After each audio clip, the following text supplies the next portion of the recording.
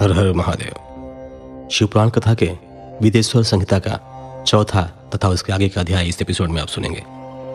विदेश्वर संहिता का पहला, दूसरा और तीसरा अध्याय पिछले एपिसोड में दिया गया है, तो चलिए सुनते हैं आगे चौथा अध्याय। सनत कुमार व्यास संवाद। सूत जी कहते हैं, हे मुनियों, इस साधन का महात्म्य बताते समय मैं एक प्राचीन वृतांत का वर्णन करूंगा, जिसे आप ध्यानपूर्वक सुने।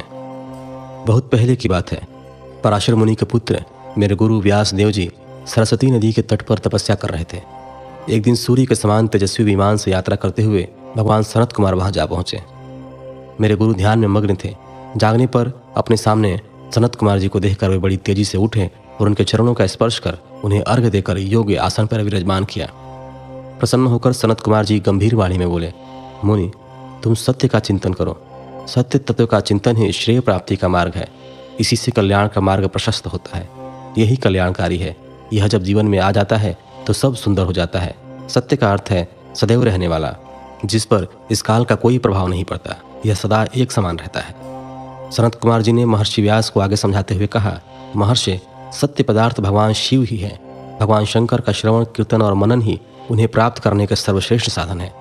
पूर्व काल में मैं दूसरे अनेकानेक साधनों के भ्रम में घूमता हुआ तपस्या करने मदनांचल पर जा पहुंचा। कुछ समय बाद महेश्वर शिव की आज्ञा से सबके साक्षी तथा शिवगणों के स्वामी नंदिकेश्वर वहां आए और स्नेहपूर्वक मुक्ति का साधन बताते हुए बोले, भगवान शंकर का श्रवण, कीर्तन और मनन ही मुक्ति का स्रोत है।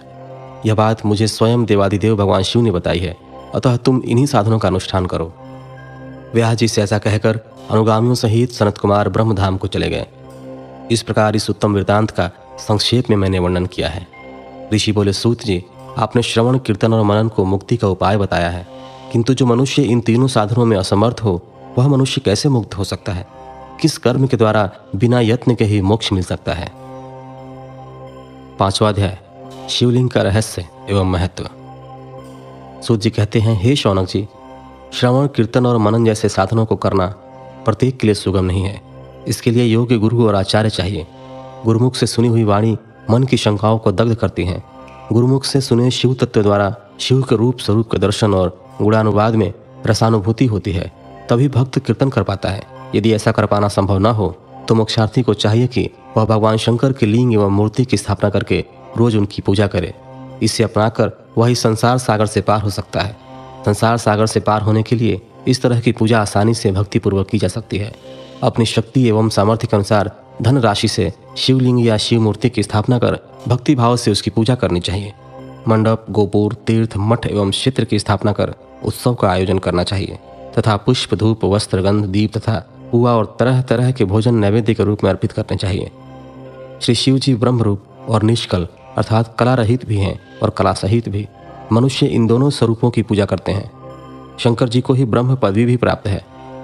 कलापूर्ण भगवान शिव की मूर्ति पूजा भी मनुष्यों द्वारा की जाती है और वेदों ने भी इस तरह की पूजा की आज्ञा प्रदान की है। सनत कुमार जी ने पूछा, हे नंदिकेश्वर, पूर्व काल में उत्पन्न हुए लिंग, बेर अर्थात मूर्ति की उत्पत्ति के संबंध में आप हमें विस्तार से बताइए।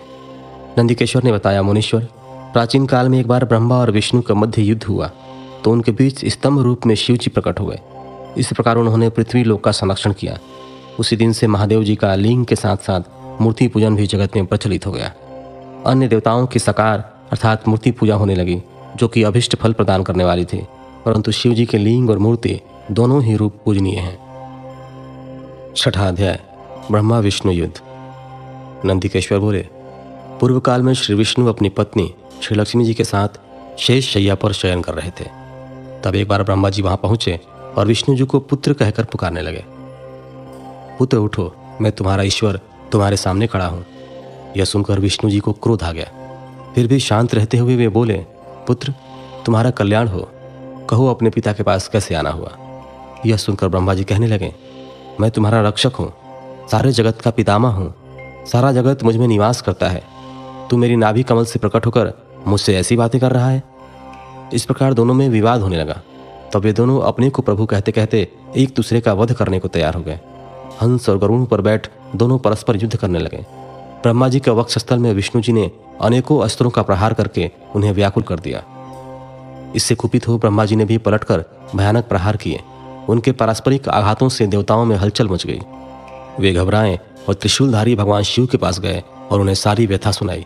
भगवान शिव अपनी सभा में उमा देवी सहित सिंहासन पर विराजमान थे और मंद मंद मुस्कुरा रहे थे।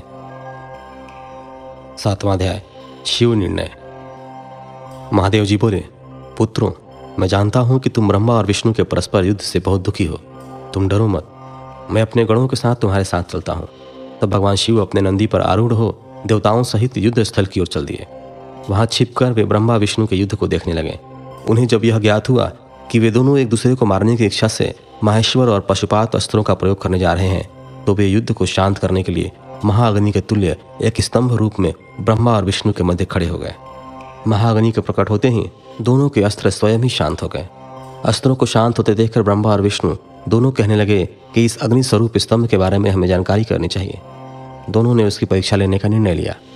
भगवान विष्णु ने शुक्र रूप धारण किया और उसको देखने के लिए नीचे धरती में चल दिए। ब्रह्मा जी हंस का रूप धारण करके ऊपर की ओर चल दिए। पाताल में बहुत नीचे जाने पर भी विष्णु जी को स्तंभ का अंत नहीं मिला, अतः वे वापस चले आए। ब्रह्मा जी ने आकाश में जाकर केतकी का फूल देखा। वे उस फूल को लेकर विष्णु जी के पास गए। विष्णु ने उनके चरण पकड़ लिए। ब्रह्मा जी के छल को देखकर भगवान शिव प्रकट हुए।